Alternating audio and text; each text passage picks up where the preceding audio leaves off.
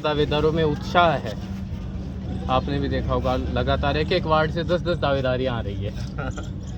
उत्साह है, उत्साह होना भी चाहिए। लोकतंत्र में सबको दावेदारी प्रस्तुत करने का अधिकार है।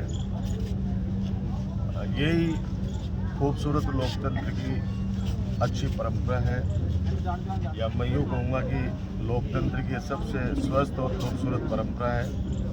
और मैं सौभाग्यशाली हूँ कि यहाँ पर जिस प्रकार से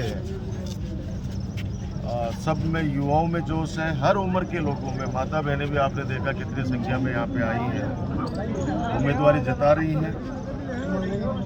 अब एक एक वार्ड से, जैसा आपने कहा कि कहीं पे 5 है, कहीं पे 7 है, कहीं पे 10 तक भी है, वो दावेदारी प्रस्तुत कर रहे हैं। अब टिकट तो उनको एक को ही मिल पाएगा। तो आपके माध्यम से मैं इतनी प्रार्थना करूंगा कि ये चुनाव साधारण चुनाव नहीं है। आप अंदाज लगाओ कि जिस प्रकार से इस 2.5 साल में, इस 3 साल में भाजपा का पहली बार यहाँ पे एक फूल खिला है, और उस फूल ने नवलगढ़ के भाईचारे को और विकास रूपी गुलदस्ते को ध्वस्त किया, आपस में भाईचारे को तहस-नहस किया।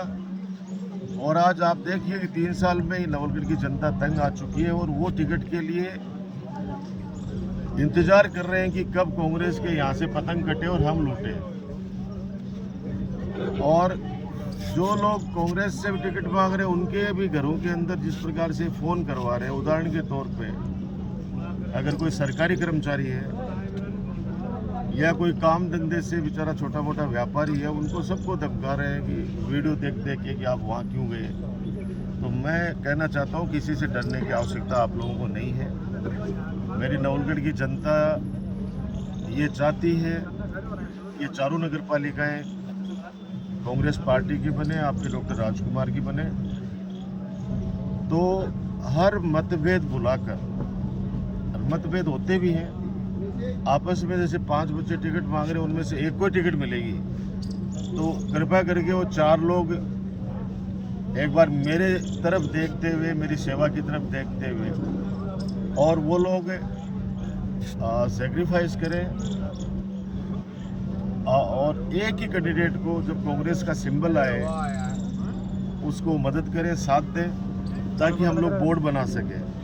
अब ये जोश है, लेकिन जोश के साथ साथ होश भी रखना पड़ेगा, क्योंकि चढ़ाने वाले बहुत हैं कि आपको टिकट नहीं दी, तुम खड़े हो जाओ, तुम खड़े हो जाओ। और एक बड़ा षड्यंत्र है जिसको नवलगढ़, मुकुंदगढ़ और जाकर ढूंढलो, चारों को समझने की आवश्यकता है कि ये लोग क्या कर रहे हैं कि गांव से 50 वोट उठा रहे हैं, वहाँ से वोट कटवा रहे हैं और वार्डों के अंदर जुड़वा रहे हैं। और अभी तक आज भी चला है ये इनका, आज भी इस तरह की हरकतें इन्होंने की है। कल भी मुकुंदगढ़ के अंदर 7 वोट जोड़े गए हैं, और उनका प्लान ये है कि अब नगर पालिका के चुनाव हो रहे हैं तो यहाँ जुड़वा लो, और जैसे ही नगर पालिका के चुनाव संपन्न हो जाए तो वापस यहाँ से कटवा के और ग्राम पंचायत में चले जाओ। ये वोट चोरी के मास्टर हो चुके हैं। आप लोग समझने की कोशिश करो। पहले तो इन्होंने परिसमन किया, परिसमन के अंदर इन्होंने बेशर्मी दिखाई। परिसमन में इन्होंने एक वार्ड तो है 1200 वोटों का, और एक वार्ड को कर दिया 300 वोट का। जहाँ इनकी सहूलियत थी, एक भाई का घर को भेज दिया 13 नंबर वार्ड में, उसके बगल पड़ोस के अंदर दूसरा भाई रहता है, उसको भेज दिया 14 नंबर के अंदर। यानी पिक एंड चूज का काम इन्होंने किया है। ये बाबा साहब भीमराव अम्बेडकर द्वारा बनाए गए संविधान की ये हत्या है। और मैं पहले भी कर, आज भी कर रहा हूँ, कलेक्टर साहब, SDM साहब, आप लोग मान जाइए। आप लोग इस तरह की हरकतें करना बंद कीजिए। हम लोग न्यायालय का सहारा तो लेंगे, लेकिन आप सरेआम ये वोटों की चोरी कर रहे हो। वो वोट जो आज यहाँ नगर पालिका में डल जाएगा, अगर वो 1 महीने बाद में पंचायत में वापस जाके अगर वोट जुड़वाता है, तो वो चीज़ सामने आ जाएगी। हम लोग तो आपका पीछा छोड़ने वाले नहीं हैं, और आपके चंद्रमा को सोच लेना, आने वाले समय के अंदर फिर आप लोग किस कदर लोगों को मुंह दिखा पाओगे। तो लोकतंत्र की रक्षा के लिए आप लोगों को यहाँ पे भेजा गया है, और अगर आप लोग ही लोकतंत्र की हत्या करोगे तो फिर कैसे पार पड़ेगी।